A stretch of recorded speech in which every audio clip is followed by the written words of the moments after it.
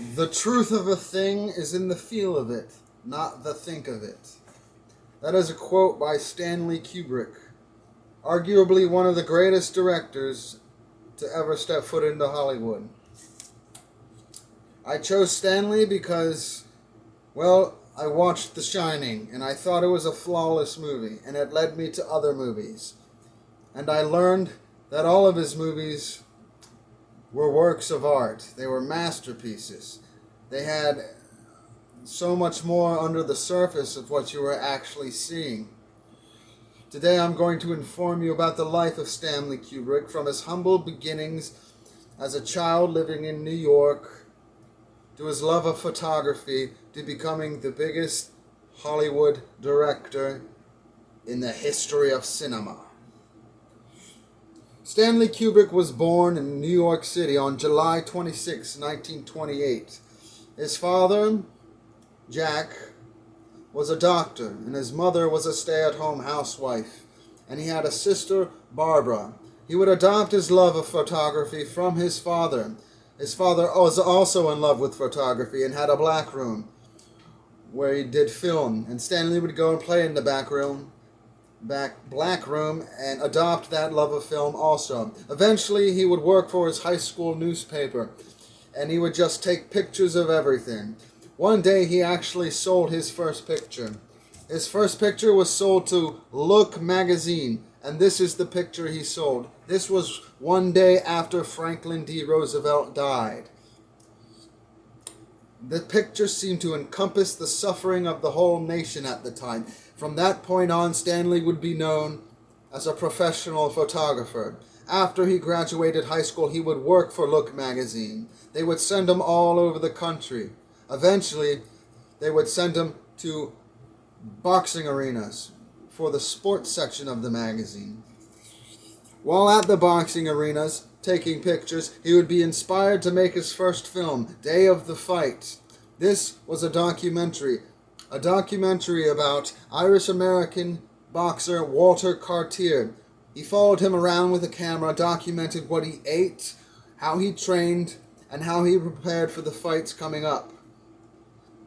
After he made his documentary, which I can't say was a huge success, but if you loved boxing or sports and you saw it, then you would probably be interested in what he made. It was only 30 minutes long. After he made it, he quit Look magazine, and he decided to work full-time on film.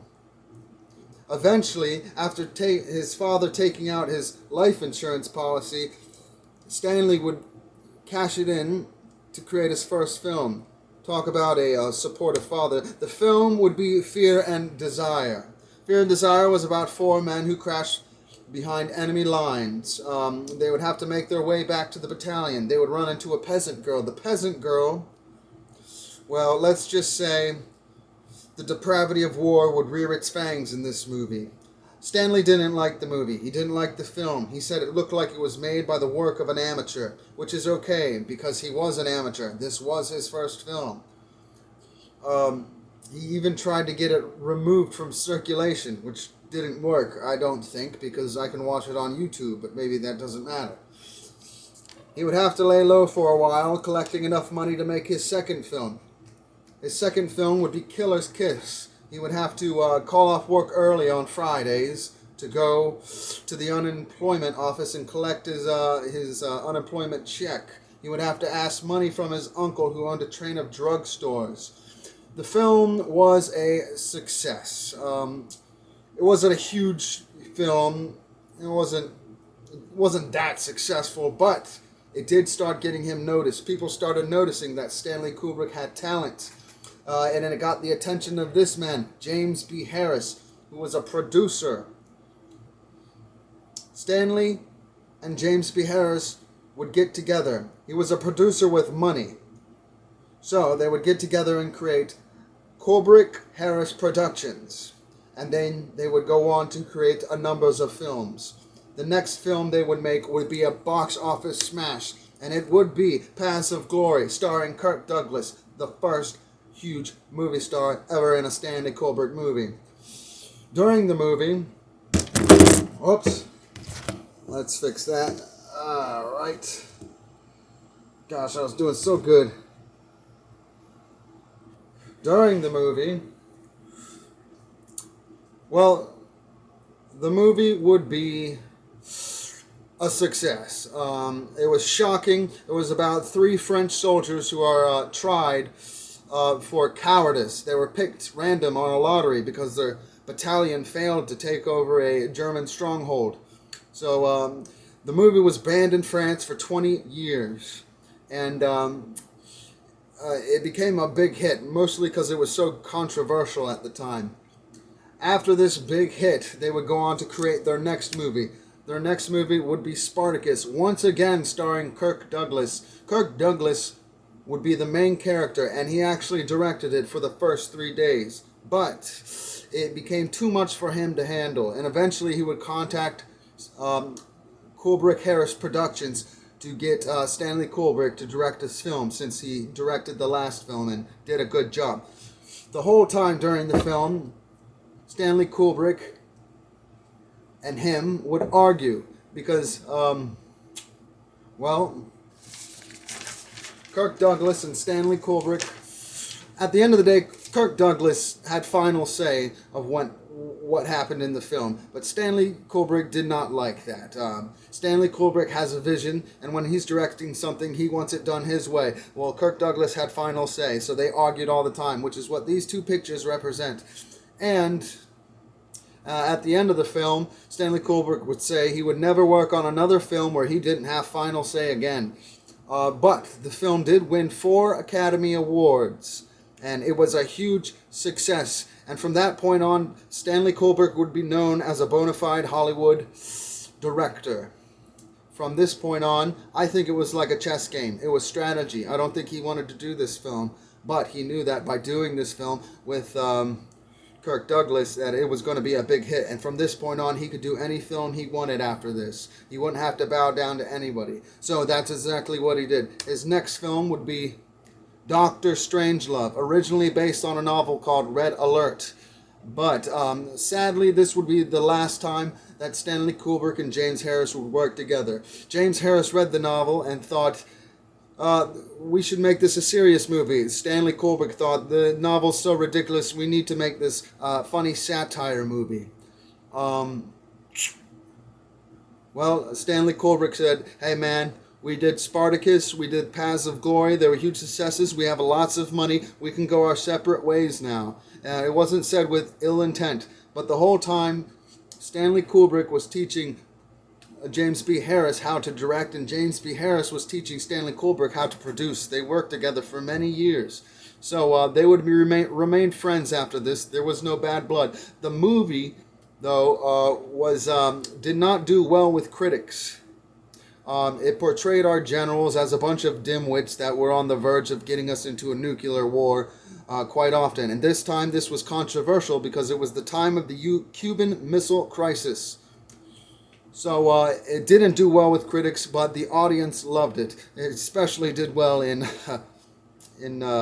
Russia because it was about a rogue general that was going to blow up the USSR, and it made us look like a bunch of dimwits. So they liked it. After this, Stanley Kubrick would go on to create his next film, 2001: A Space Odyssey.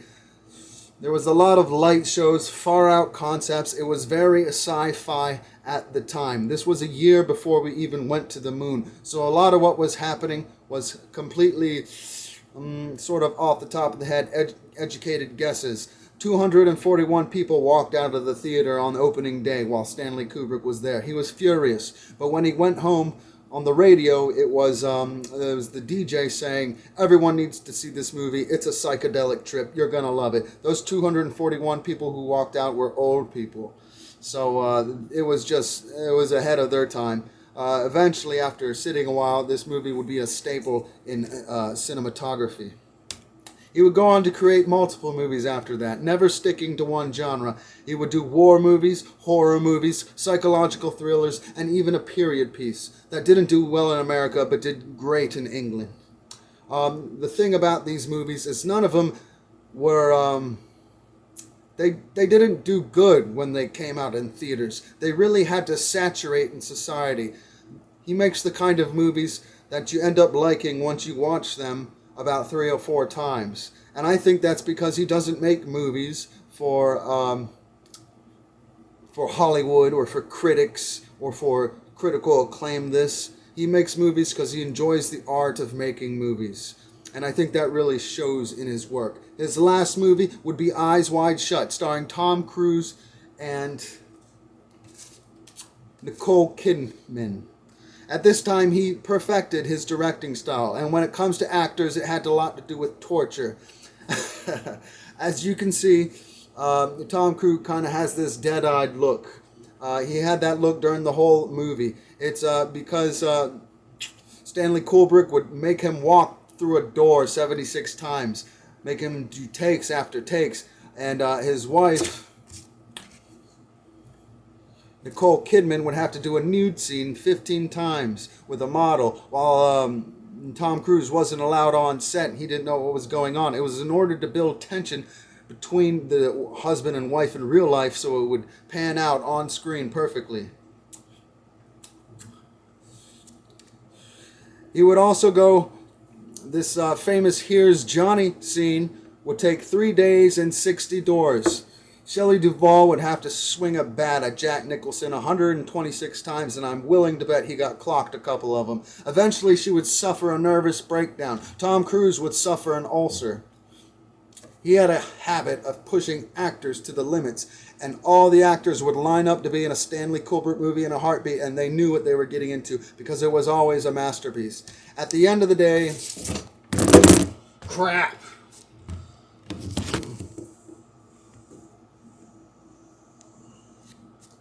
At the end of the day, I've told you about a boy with a dream of being a director. How he had to hustle in the beginning, about his big breakthrough, how he realized his own directing style. Out of his 50 years in the industry, he's only made 13 movies. I like to think that is because he put every ounce of energy that he had into his movies. He died at 70 years old, and he said, if it can be written, if it can be thought, then it can be filmed. And so he did. Thank you.